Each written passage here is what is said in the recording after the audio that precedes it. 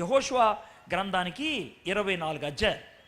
ఈ 24 అధ్యాయాల్ని ఎట్లాగా మనం ధ్యానం చేయొచ్చానంటే, మొదటి అధ్యాయంలో యెహోషువ పిచ్చి పిరుకోడు. ఎందుకనంటే వాళ్ళ గురువు గారు ఉన్నారు కదా మోషే ఇదిగో అంత దూరంలో యోర్దాను నది ఉంటుందంటే ఒక 8-10 కిలోమీటర్ల యువతల నెబో అనే కొండ ఉన్నది. దేవుడు ఏమన్నాడంటే, మోషే కొండ మీదకి రా అన్నాడు. వచ్చాడు. కొండ మీదకి వస్తే ఆ కొండ మీద నుంచి అదే యెరూషలేము, అదే బెత్లెహేం, అదే యెరికో, అన్ని ఊర్లు చూపిస్తున్నాడు. ఏంటి ప్రభా ఇక్కడ నుంచి చూపిస్తున్నావు అన్నీ అని అంటే అన్నాడు, నువ్వు అక్కడికి వెళ్ళవు, ఇక్కడే చచ్చిపోతావు. ఎందుకు ప్రభా అని అంటే, నాకు బాగా కోపం వచ్చింది నీ మీద. నేనేం చేశాను కోపపడటానికి?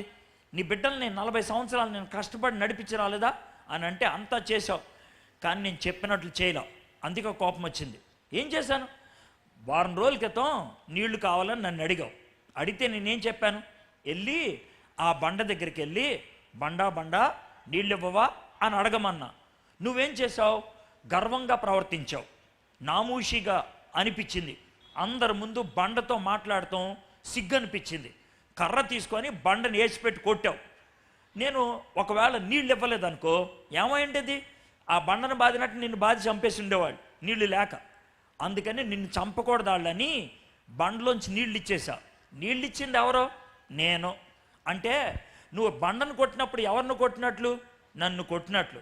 అంటే నా దృష్టిలో బండ దేవుడు అని కాదు, బండలో దేవుడు ఉన్నాడు అని కాదు. బండను కొడితే నన్ను కొట్టినట్లు అంటానికి అర్థం ఏంటో తెలుసా? చిన్న మాట చెప్తా. మీ ఇంట్లో ఎప్పుడైనా ఇలాంటి పనులు జరిగాయా? ఏంటనంటే, మీ పిల్లలకి మీ మీద కోపం వచ్చిందనుకో, అమ్మ మీద నాన్న మీద కోపం చూపించలేకపోతే వాళ్ళ చేతిలో ఉన్న ప్లేట్ కింద పడేసి తలుపు టాప్ మని మూసేసి వెళ్ళిపోవటం ఎప్పుడైనా చూసారా? తలుపు గట్టిగా మూసేసిన ప్లేట్ కింద టపేలు మన పడేసిన ఆ కోపం ఎవరి మీద చూపించినట్లు? నాన్న మీద అమ్మ మీద కదా. అంటే వాళ్ళ మీద చూపించలేక వస్తువుల మీద చూపించడం, బట్టలు ఇలా ఎసురు కొట్టేసి వెళ్ళిపోవటం ఎప్పుడైనా చూసారా? అదేవిధంగా దేవుడి మీద చూపించే కోపం బండ మీద చూపించాడు. దీన్నే మనం తెలుగులో సామెత అంటాం, అత్త మీద కోప దొత్త మీద చూపించారని కదా. అదనమాట. దేవుడి మీద ఉన్న కోపం బండ మీద చూపించాడు. కానీ దేవుడికి అర్థమైంది.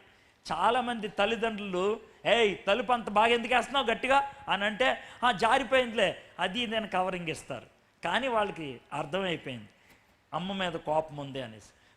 అదేవిధంగా దేవుడు అన్నాడు, నువ్వు నా మీద కోపగించుకున్నావు కదా, నాకు కూడా కోపం వచ్చింది. నువ్వు కోపగించుకొని బండను కొట్టావు, నేను కోపగించుకొని నిన్ను లేపేస్తున్నా అని దేవుడు మోషేని చంపేశాడు. మోషే చచ్చిపోయిన తర్వాత శవం కూడా దొరకనివ్వలేదు ఇశ్రాయేలీయులకి. దొరికిందనుకో, ఈయనే మా దేవుడు, మమ్మల్ని ఐగుప్తులోంచి తెచ్చింది ఈయనే అని పూజ చేసి ఉండేవాడు. అందుకనే శవం కూడా దొరకనివ్వాల. దేవదూతలు వచ్చి మోషే శవాన్ని తీసుకెళ్ళిపోయి ఎక్కడో పాతి పెట్టేశారు. మనకు తెలియదు, ఇప్పుడు కూడా దొరకలేదు, అది అయిపోయింది, వదిలేండి. అయితే యెహోషువ లేదా, ఎదురు చూశాడు, గురుగారు రావట్లేదు. ఇక బాగా బాధేస్తే దేవుడు చెప్పాడు, అయ్యా ఏం ఎదురు చూస్తావు, గురుగారు రారు, భయపడద్దు, నేనున్నాను నీకు. గురువుగారికి ఎలా తోడుకుంటున్నానో నీకు కూడా అలాగే తోడుకుంటా. నువ్వు ఓ పని చేయి, రోజు వాక్యం చదువుకోయే, రోజు దేవుని వాక్యం ధ్యానం చేయాలి అని చెప్పాడు. సరే అన్నాడు. ఇది మొదటి అధ్యాయం. రెండో అధ్యాయంలో వాళ్ళ గురువుగారు రాసిన వాక్యం ధ్యానం చేయటం బట్టి ఒక విషయం గుర్తొచ్చింది. మా గురువుగారు వేగురు వారిని పంపించాడు కాబట్టి నేను కూడా పంపిస్తా అనేసి కొంతమందిని పంపించాడు. వాళ్ళు రాహాబు అనేటువంటి వేశ్య ఇంటికి వెళ్తే ఆవిడ చెప్పింది, అయ్యగారు మీరు వస్తున్నారంటే మా వాళ్ళందరికీ పిచ్చ భయం పట్టుకొని తెలుసా, మీ దేవుడు గొప్ప దేవుడు అంట కదా, యూదులను కూడా నీళ్లు తాగిపించాడంట కదా, మాకు పిచ్చ భయం పట్టుకుంది. ఒక విధంగా ధైర్యం వచ్చేసింది, ఓహో వీళ్ళకేమేమంటే భయమా అని అనుకున్నారు. ఈ మూడో అధ్యాయంలో యోర్దాను నది దాటాలి. యోర్దాన్ అనేది చిన్న కాలువ అండి, పెద్దదేం కాదు. మన పంట కాలువలు ఉంటే అలాంటి అనమాట, ఓ చిన్న కాలువ, దాంట్లోంచి ఎవడైనా దాటి వెళ్ళిపోవచ్చు.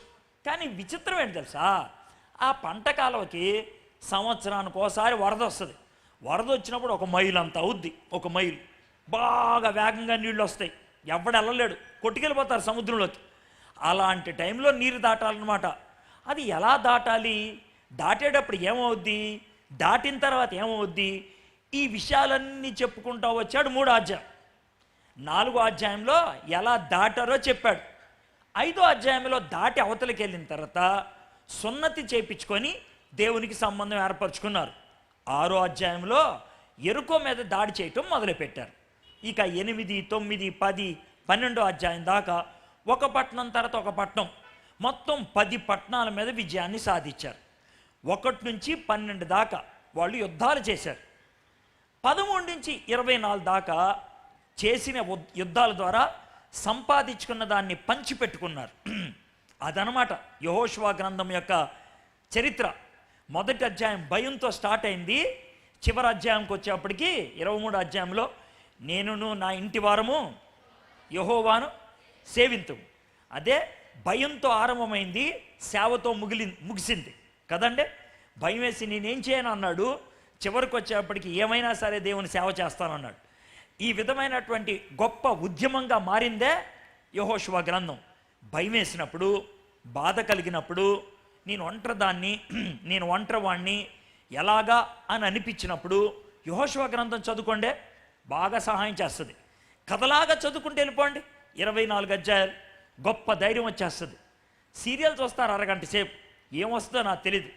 అదే అరగంట సేపులో ఒక 5 అధ్యాయాలు చదువుకోగలిగితే ఎంత లాభం వస్తుందో తెలుసా, ఎంత ఊరట కలుగుద్దో తెలుసా, ఎంత ధైర్యం వస్తుందో తెలుసా, మీకున్నటువంటి బాధ క్షణాల్లో పోతుంది తెలుసా. అది యెహోషువ గ్రంథం చేయగలిగేది. ఇది యెహోషువ గ్రంథం యొక్క పరిచయం.